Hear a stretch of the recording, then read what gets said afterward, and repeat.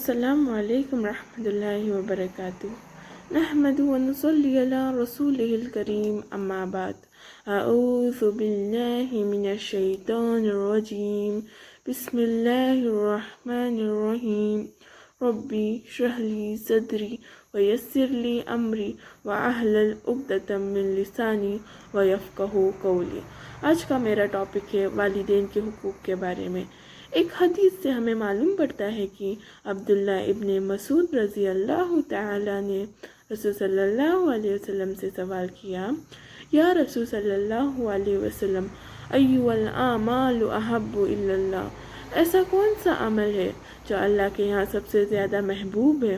تو رسول صلی اللہ علیہ وسلم نے جواب دیا، الصلاۃ علی وقتہا، وقت پر نماز پڑھنا۔ پھر پوچھا پھر کون سا؟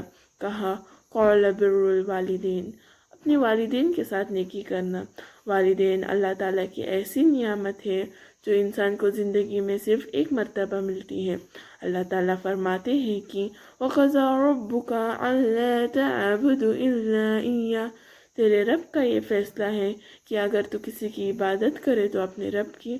وَبِالْوَالِدَيْنِ إِحْسَانًا، اور کسی کے پر احسان کرنا ہو تو سب سے پہلے حق تمہارے والدین کا ہے۔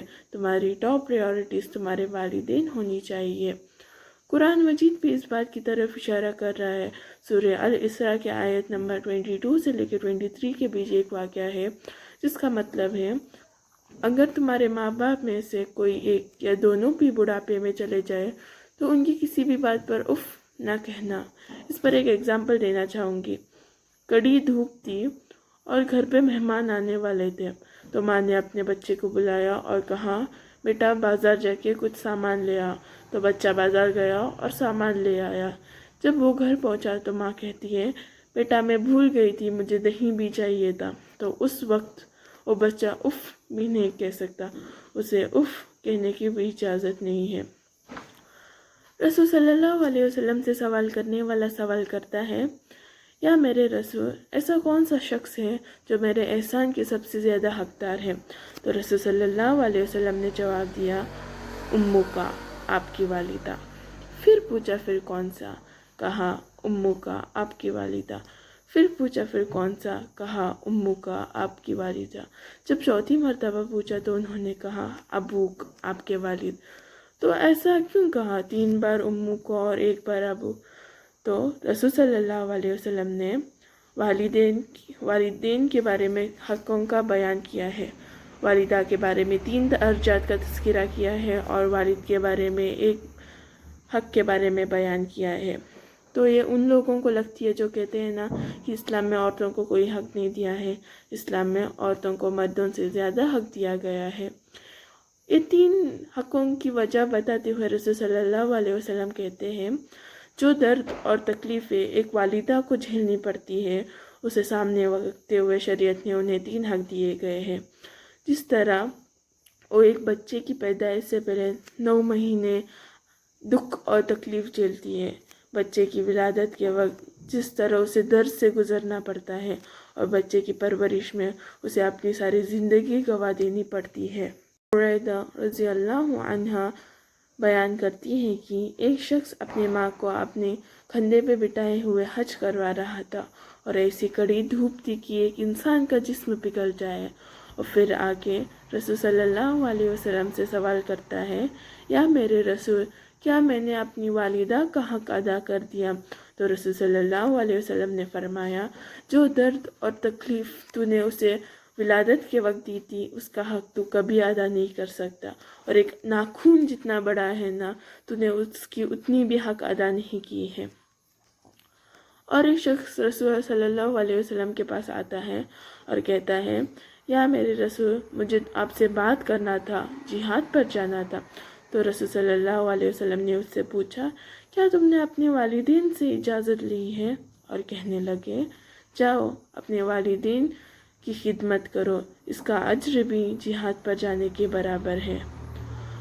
رسول صلی اللہ علیہ وسلم فرماتے ہیں کہ والدہ کے پیروں کے نیچے جنت ہے۔ اس سے ہمیں یہ پتہ چلتا ہے کہ ہمارا اسلام ایک اتنا سندر دین ہے جو ہر انسان کا حق اس کے مطابق دیتا ہے، نہ کہ ایکوالٹی جو آج کل ہم بولتے ہیں نا، اگر عورتوں کو بھی تین حق دیا گیا ہے تو مردوں کو بھی تین حق دینا چاہیے، ایسا کچھ نہیں ہے۔ مرد باہر کام کرتا ہے اور عورت گھر پہ رہ کے اپنے بچے کی پرورش کرتی ہے، اس لیے اسے تین حق دیے گئے ہیں۔ لیکن اللہ تعالیٰ نے مرد کو بھی محروم نہیں کیا ہے۔ اگر ماں کے پیروں کے نیچے جنت ہے تو باپ جنت کا درمیانہ دروازہ ہے، یا کہا جائے تو سب سے بڑا دروازہ ہے۔ اللہ تعالیٰ نے جو حق ایک والدین کو دیا ہے اتنا بڑا حق کسی اور کو نہیں دیا۔ اللہ تعالیٰ فرماتے ہیں کہ اگر تم نماز پڑھ رہے ہو اور تمہارے والدین میں سے کسی نے تمہیں پکارا تو ترنت نماز چھوڑ کے تمہارے والدین کی پکار کا جواب دے دو۔ اتنا بڑا حق ایک والدین کو دیا گیا ہے۔ ایک اور اگزامپل دینا چاہوں گی۔ ایک بیٹا تھا، وہ اپنے باپ سے تمیز سے بات نہیں کرتا تھا، تو ایک معلم نے اس کے پاس آ کے پوچھا کہ تم ایسا کیوں کرتے ہو؟ تو وہ کہنے لگا کہ میں بلڈ پریشر کا مریض ہوں اور مجھ سے کنٹرول نہیں ہوتا وغیرہ وغیرہ۔ تو ایک دن اس کی ایک MNC ایک ملٹی نیشنل کمپنی میں جاب لگ گئی، وہ اچھی خاصی پوزیشن پر تھا، ایک مینیجر کی پوزیشن پر تھا۔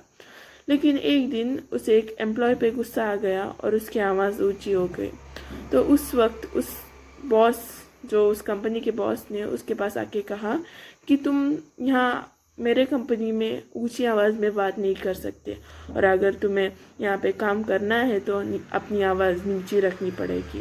اس کے بعد جو 2-3 سال اس نے وہاں کام کیے، اس کی آواز کبھی اونچی نہیں ہوئی تھی۔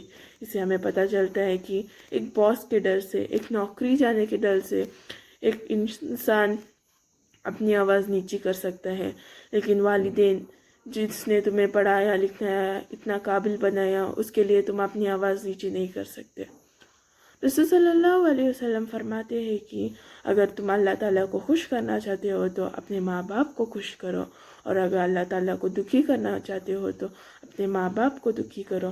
اللہ تعالیٰ نے اپنی رضا ماں باپ کی رضا کے ساتھ جو اللہ تعالیٰ سے دعا کرتی ہوں کہ مجھے اور آپ تمام لوگوں کو اپنے والدین کی عزت کرنے اور ان کے انتقال کے بعد ان کے لیے مغفرت کے لیے دعا کرنے کی توفیق عطا فرمائے۔ آمین۔ جزاک اللہ خیر۔